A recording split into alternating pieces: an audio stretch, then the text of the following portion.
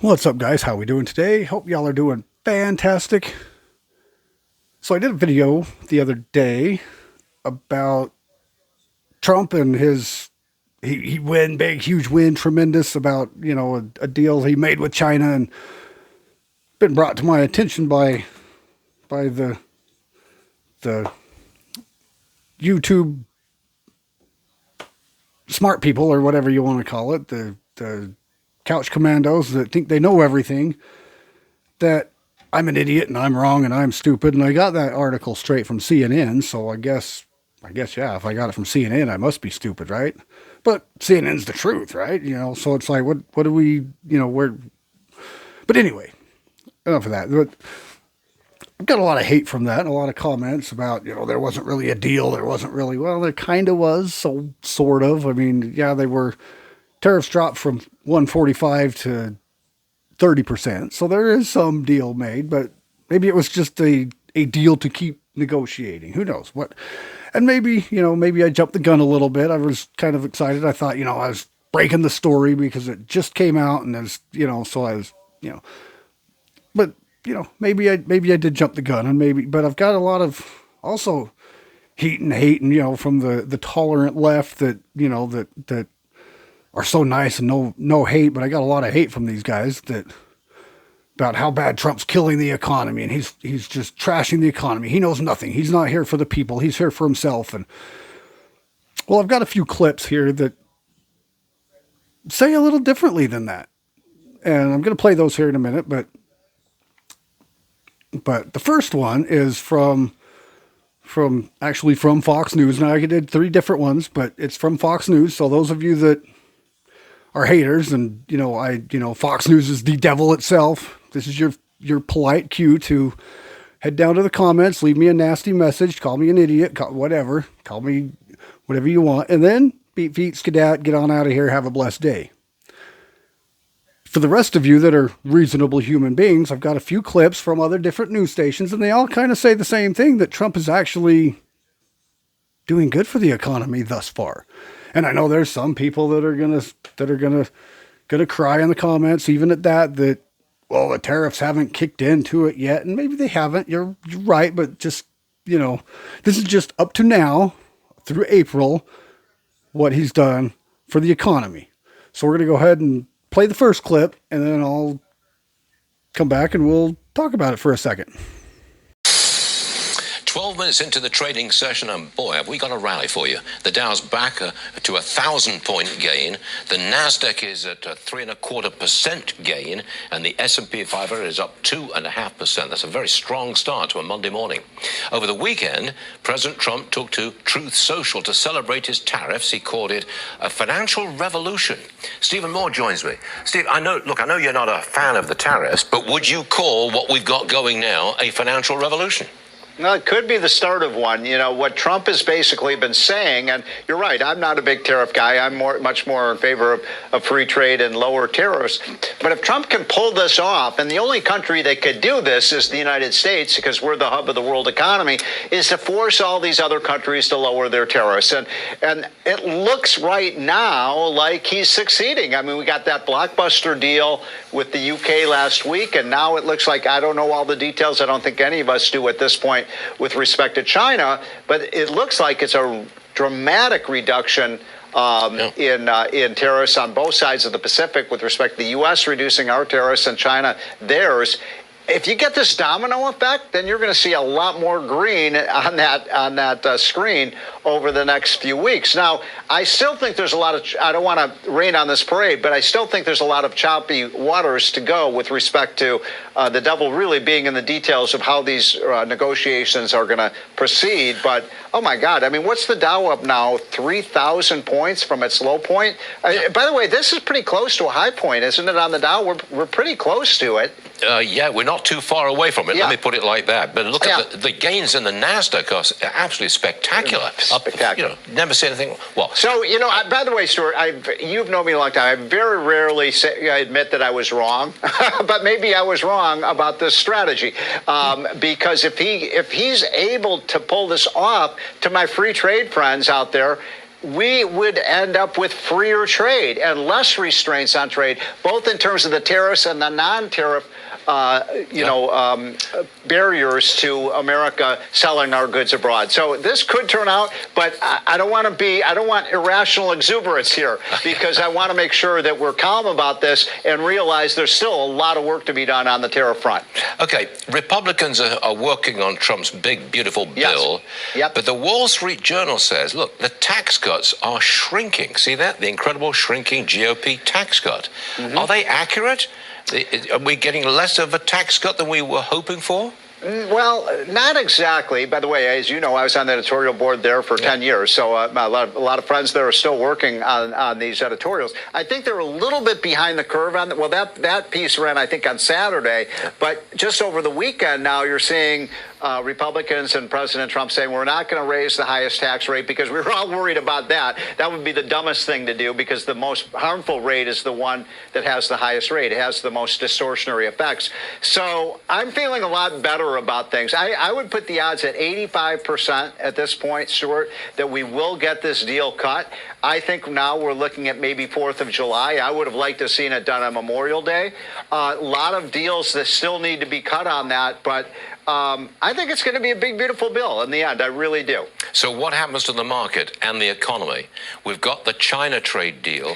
There are 24 other deals on paper ready to be signed. Suppose we get the tax cut. You said there's an 85% chance that we get it, and we get some deregulation stuff. What happens to the market then? Well, it's a beautiful picture. The only real question is how much of that is already priced into the market. I'd say probably a lot of it is, because I think most investors do realize this tax cut is going to happen.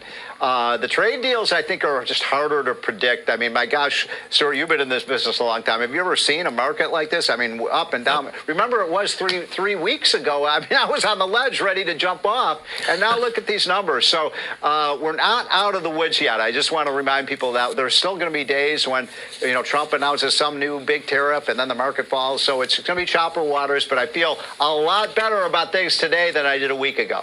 I don't want to be guilty of irrational exuberance, which I remember very well from 25 years ago. Steve, thanks for joining us. Great day to be with us, and we appreciate it. Thanks, sir. Yes, sir.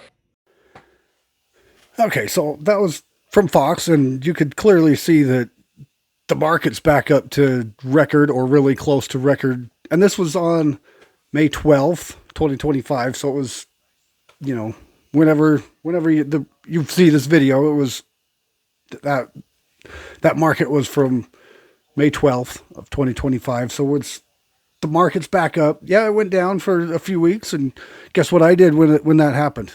I told everybody to buy the dip, and look what happened. Everybody thought it's crashing. The stock market is crashing. We're going into another depression. And I told everybody, buy the dip. Look what happened. Did you buy the dip? Hopefully. But what he's talking about is the tariffs, and this is a professional. His name already slips my mind, Steve something or whatever. But he's an economist, and he's been very skeptical about the tariffs. But now it seems like maybe they're working. Maybe they could work. Maybe they can actually do something. And of course, there is work to do. And I'm not going to say that, oh yeah, they're working. It's beautiful. It's working perfectly. I know there's still a lot of work to do. There's still a lot of negotiations to do, but that's the purpose to these tariffs. It's not to kill our economy. It's not to crash our people, to kill the middle class, or to raise it's to get to the countries to negotiate better deals. And that's what they're doing. That's what they're working on. You heard them say that there was a Great Britain deal that was done. These trade deals, they're starting to work. And, whether you want to believe it or not, believe what you want. But this next one is from, I think, ABC. I'll have to double check on this and see if it's from ABC. I believe I'll just play one and we'll go from there. But I think I got one from ABC and one from NBC or something like that. But they're some left-winger type things, but they kind of say the same thing a little bit. This one's more about the actual economy, that everybody on the left is saying that Trump is just killing. He's killing the economy. Prices are going up. Everything's skyrocketing. Well, these people obviously have a little something different to say. So let's watch this one. This morning, new data shows inflation has cooled in the past month. The Bureau of Labor Statistics reports the consumer price index rose 0.2% in April and 2.3% year over year. While not the 2% the Fed is aiming for, the numbers are better than expected. So let's bring in CBS News Money Watch correspondent Kelly O'Grady. What's up? So let's talk about this number. What did you take away from it? Look, any other time in the economy, this would be a really good report. And look, it is a really good report. Yeah. This annual inflation number is the lowest that we've seen since February 2021. So that's good. This is really good. Okay. And actually, if you kind of peel back the onion, groceries, food at home, that's how the report characterized it, actually dropped. Yeah, I see more eggs. Down. I see them. They're available. They were down it used to 13%. be at Trader Joe's. You could only get you could only buy a dozen. Now they've upped it to 2 dozen. You're allowed to take 2 dozen. An embarrassment of riches. But look, so yeah, anecdotally, I see the evidence. Yes. The thing, though, is that the question of these tariffs. And this is the first month where we're starting to see a little bit of what came on in February. Remember, there was the 10%, then it was up to 20% on goods coming from China. Vehicle parts, where do most of those come from? China. Right. That was actually up 2.2% month over month, and that far outclipses the average of 0.3%. So you're not really seeing the April tariffs, that more wide-sweeping 145% that is now down to 30%. That's going to be in the next few months. But overall, good, but little cracks. All right. So the talk around the tariffs has now moved to not only this trade deal that the president signed with China, this pause on those trades. India is now considering tariffs on goods to the United States to counter the administration's levies on steel. India, of course, is one of the largest steel producers in the world. What do you make of that? It feels like a negotiating tactic. Yeah, we do by know, the Indians and yes, exactly. We do know that the U.S. and India are currently in talks. We saw PM Modi come to the Oval and talk with the president. This steel one is interesting for them because we do get so much of our steel from India. Of course, the president wants to bolster the domestic industry. You and I have talked about this before. There's not nearly enough energy in this country yet in order to be able to do that, what would require all of that manufacturing. But this particularly feels like a negotiation tactic. India did not say what items they would be putting tariffs on, just that they're thinking about it. I think this is just a perfect opportunity for you to do a story on that energy story. I would love to see that because we've talked about it a lot on the air, but I think that most people are not aware of the actual energy needs that this country has and what it would cost to power this industry that the president's vision entails, which is bringing manufacturing back to the United States. So that would be really interesting. The other All right, so that was technically CBS. Sorry about that. CBS, ABC, essentially the same thing. But anyway, CBS. So they're talking like this is a great deal. I mean, the lowest it's been since February of 2021. Let's see, February 2021. What was that? Oh, wait, that was the first full month that Biden was in office. And it's the lowest since then, since February. So the whole entire time Biden was in office, and up to the last couple of months that Biden was in office, it's been coming down, and it's down to back to its lowest. So let's see, inflation at its lowest since 2021. The stock market's closing in on record highs again. And they also said, I don't know if you heard that, but they said actually grocery prices are actually coming down. Oh, what do you think about that, haters? Even CBS, they say grocery prices have actually been coming down. The only thing that they mentioned that we're going up so far is car parts, which is maybe that's because of tariffs. I'm sure it is. I'm sure I'm going to hear about it. That's because of the tariffs. But regardless, I mean, pretty much everything's been coming down so far. I mean, and inflation at its lowest, yeah, I'd say that's pretty good. I mean, yeah, it may still be 2.3%, but what's the sweet spot? Basically, the sweet spot is about 2%. And we're at 2.3%.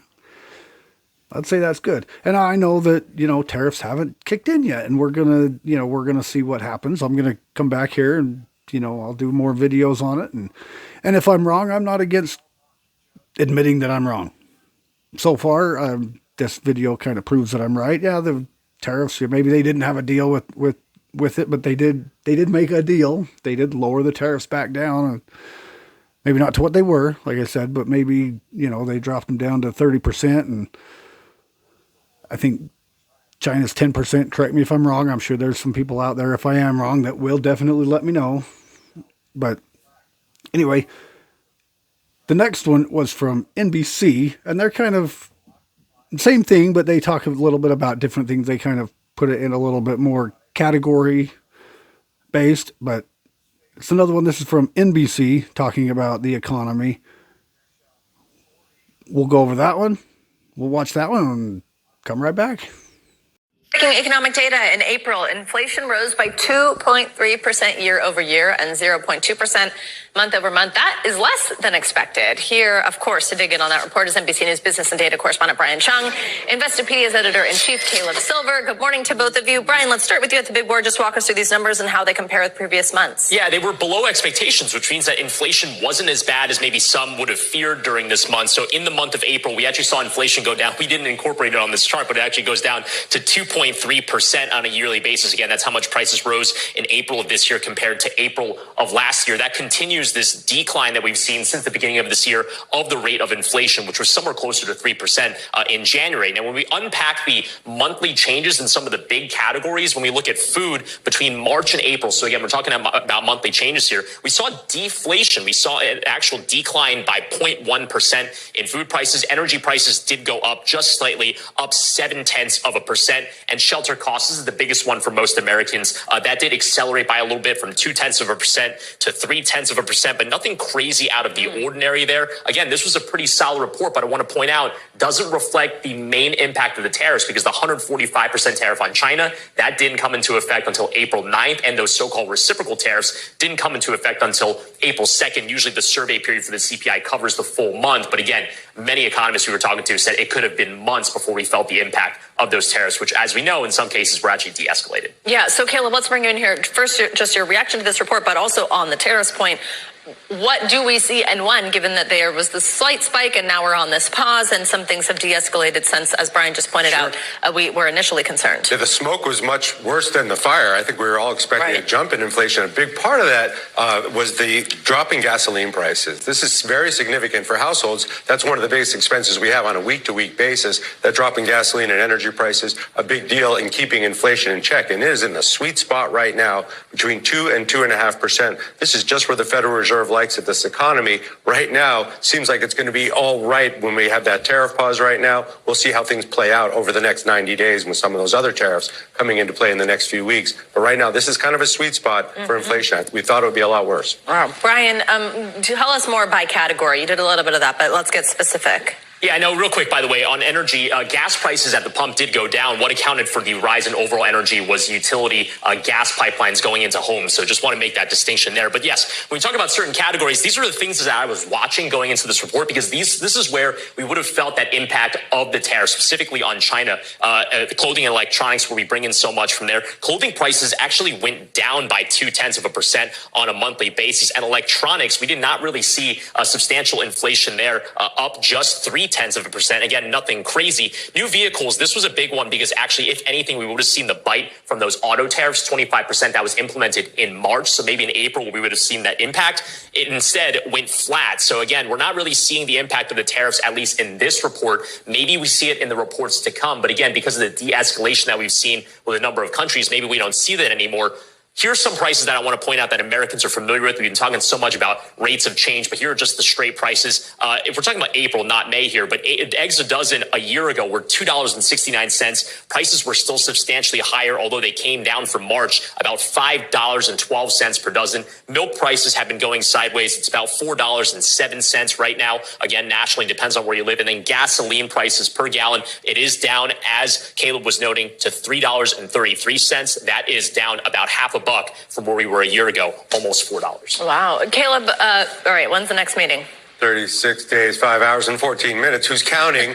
But don't expect much to change at that meeting. There's only about a 5% chance the Fed lowers rates a quarter point. There's been talk of the Fed maybe only doing 2 rate cuts this year, 2 very small rate cuts of a quarter point each. That's not going to make the president very happy. But with inflation right where it wants it, on almost full employment at 4.2%, no reason to cut interest rates right now and stimulate inflation, especially because we might still have tariffs. We have that 30% with China, and they have that delay on the others. But higher prices are coming. No reason to cut rates now if you're the Federal Reserve. So you guys both seem pleasantly surprised by this number. Caleb, for the consumer, is this going to be a pleasant surprise that they're going to feel anytime soon? No, they're going to feel like things cost what they cost, and they're not expecting a huge price spike right away. We were anticipating one because of the threat of tariffs, but right now you're at a pretty normal rate of inflation at 2.3%. We don't know how long it's going to last, but prices are kind of where they are right now, and this is a very stable place.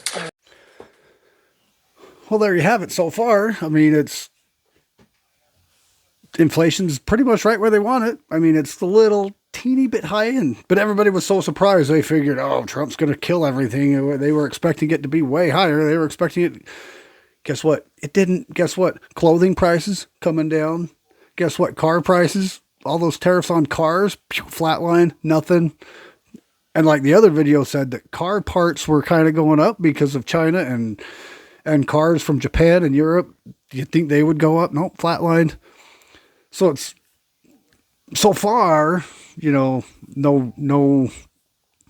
hit to the economy for anything, so far. I mean, and they did say it could take a minute. And like I said, I will come back in a little bit to do another one of these to see how the economy's going after these tariffs do kick in. But inflation's at its low since 2021. Basically, the first month Biden took office. As soon as he took office, they went way up, skyrocketed. They were up higher than a lot. And then they came back down, and then they shot back up again. And then when Trump took over, they started taking off, even with all the talks of tariffs. And some of them are starting to kick in, and some of them may not kick in yet. But still, the economy's right where it's supposed to be, right? Right, perfect. Inflation's right where it's supposed to be. And you people are telling me that Trump has no idea what he's doing about the economy. Trump's killing the economy. Everything's going up. No, you seen the gas pumps? Like he said, gas pumps, they're down nationwide average. Again, he said, kind of depends on where you live. Nationwide average is down 50 cents a gallon. That's pretty good. I mean, some places are still higher, some places are still lower. Egg prices are still up a little bit, but they've come down. They are coming down, but they're not back down to where they were this time last year, but they are coming down. So is milk. But, I mean, unless you have little kids, you really don't need a lot of milk anyway, because it is what it is. I don't drink a lot of milk, but my kids do. But anyway, I'm not saying he's winning. I'm not saying it's working, but it's working. It's definitely far better than it was with Biden. In fact, someone in the comments, if there's any liberals here that stuck around for the whole video, or even if there's some conservatives, you can answer too, but just have a question for you. If Biden was so good, if you guys think that Biden did a good job as president, I got a question for you. He was the most popular president ever elected. He had the most votes that any president has ever had. How is it that the most popular president ever got kicked out of office by his own party and wasn't allowed to run for a second term? If he did so good, why is that? But why did he get kicked out of office? If you actually think he did a good job, answer me that. Answer a question. Leave it in the comments. I'd like to know. I'd like to know why that is. If he was so popular and so good at his job, how he got kicked out of office and wasn't allowed to run for a second term. I'd just like to know. I feel like, we know why he got kicked out, but why was he the most popular president? And he did a horrible job. I mean, we can all see based on the economy, we can see what he did. I mean, stock market was okay while he was there, but inflation was skyrocketing. It was like maybe not all-time high, but pretty much all-time high from what any of us ever remember. But he did a good job, but yet he was kicked out of office and wasn't allowed to run. But anyway, that's it for today. I don't know what else to say other than Trump is winning. I mean, whether you like it or not, Trump is winning. It may not be showing too much, but the economy, you know, everybody's still skeptical of these tariffs. And I know they may take some time.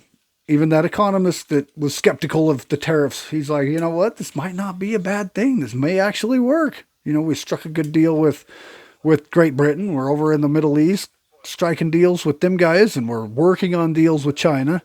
We may not. We've struck kind of a deal, but we're still in process of it. And it could still take some time, but so far we haven't felt anything from them. So far we felt nothing. So it is what it is. But anyway, that's the show. Appreciate y'all. Love y'all. Those that stick around. Those non-haters that stick around till the end. And even if you don't, even if you just kick on, kick off, you know, guess what? I still love you. You probably won't hear this because you've probably already kicked off. But anyway, do the YouTube stuff. I'll put links to if you want to support the channel or to, you know, my other channels down below. I got a couple other channels I'm trying to get going. I do my auto repairs and stuff down below or on another channel. And I do some football talk with one of my kids. So if you feel interested in any of those, feel free to, you know, check those out. I'll leave links to them below. And if you want to see that other video that I made, I'll leave a link to it either right here on one of the sides or a link down below to it. If you feel like going and watching that one to see about, you know, anyway, appreciate y'all. Love you. We'll see you next time.